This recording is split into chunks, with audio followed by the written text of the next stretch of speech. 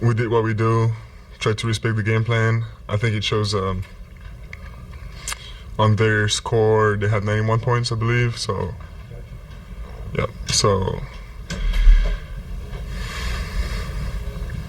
just effort, but we know it's easier to be locked in a game with higher stakes like this, but we gotta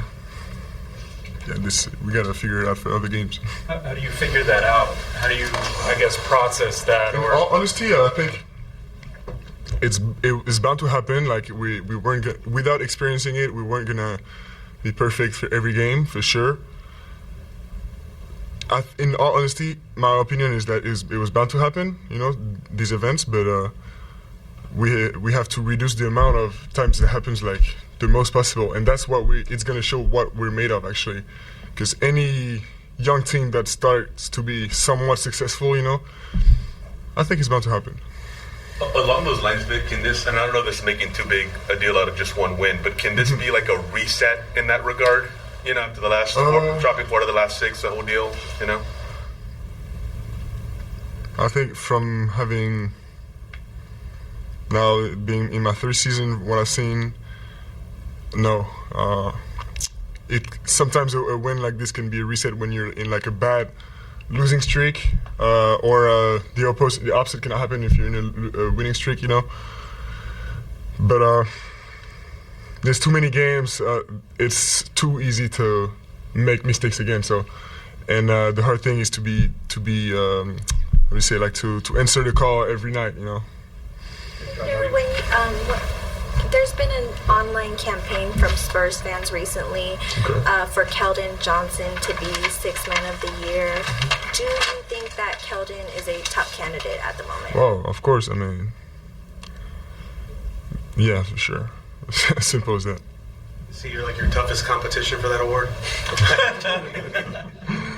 I didn't even think of that. That's a good thing, I guess. I know you spent a lot of time with Jeremy off the court. What has this season, do you think, been like for him in terms of not being able to contribute as much as he has probably wanted to? And how do you view the way he's contributed the last couple of nights? Yeah, you're right. It's I do spend a lot of time with him and talk to him, and I know it's hard not to play, but we got the chance to have in Jeremy a soldier, you know, that will answer the call of the coach anytime, and it shows, because I know his impression is that he wishes he had his chance more, you know, he could show more things, but like whether it's 30 seconds or in a night like today or yesterday, he shows things, you know, like he shows up on the court. Effort is never it's never questioned for him. Effort is always there, you know. And I know, of course, it's hard, and I hope that he has his chance more. I gotta ask you about kicking basketballs. So I saw that clip of you kicking the balls out of the net. I don't think anyone in the world knew that anyone in the world could do that. So how long have you been? I think it's been done before. I'm sure it's been done before. I think the world record is a guy who can kick like just at the rim. So you're pretty close to the world record there. Yeah, I can beat that today if I want. I'm confident. Sorry? We need to see it. You have to do it next game. Not on the warm-ups. I'm not gonna show the warm-ups.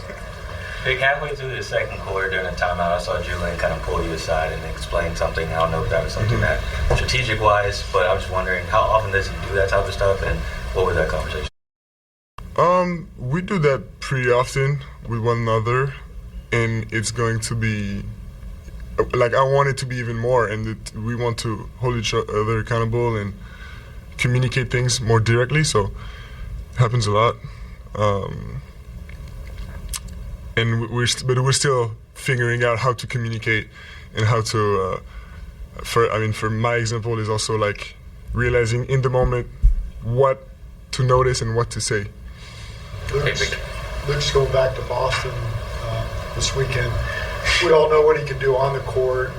We talked about that a lot. But how valuable is he as a teammate, just his sense of humor in particular? Yeah, I mean, his sense of humor is an important part of his personality for sure. Luke's been great.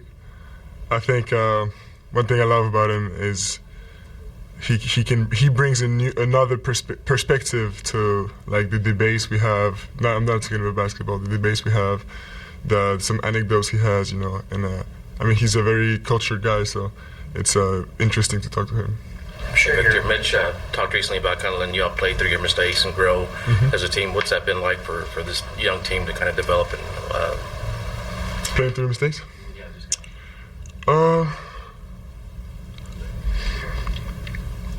It's been interesting because right now we're figuring out how to help our teammates, leave the state of, sometimes you're like consistently sloppy or like maybe the little slumps of confidence, and so it's been interesting.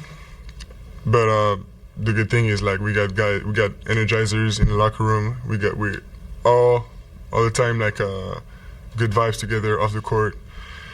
So we're just figuring it out. It's just reps, but like up and downs are gonna happen, but we're really together to help teammates, whoever it may be, 1 through 18, get out of these slumps. I'm sure you're well aware that teams have to change the way they play defense or guard when you enter the game. So as you've been spending a little more time coming off the bench lately, do you see that as a positive of that predicament when you force teams to have to change the way they play midway through the first quarter as opposed to right from the jump? I think it brings something different for sure. Tonight in particular, they're a team that switches a lot, I think the most in the league, and they also flood a lot, so it's in this type of games it's important to realize the impact is not always on ball. In terms of approach, what's the difference for you, like kind of starting and coming off the bench? Like I'm sure it's a different approach for you. Definitely. It's sometimes a little hard to navigate. It's not a big difficulty, but it's just one more difficulty how to navigate. All the playing time, and it's a lot of coordination between training staff and coaching staff for the minutes. And I'm just itching to get on that court. It's and like in a game like this, when I come in, I'm trying to run, I'm trying to grab boards, block shots, because it's that's what role players do, and that's what I'm tonight. We all see what Comme on French Rose, sorry. Victor, tu avais un fan spécial au bord du parquet ce soir, Léon Marchand. Je crois que c'est la deuxième rencontre que tu fais avec lui. C'est ce qu'il m'a dit, je crois. Peu importe. Mais qu'est-ce que, justement, à quel point c'est important pour toi de le voir ici, de voir un peu le champion qu'il est. Et est-ce que la prochaine fois, c'est pas à toi d'aller le voir cette fois-ci à Austin? Ouais, c'est clair. Ouais, c'est super de le voir là.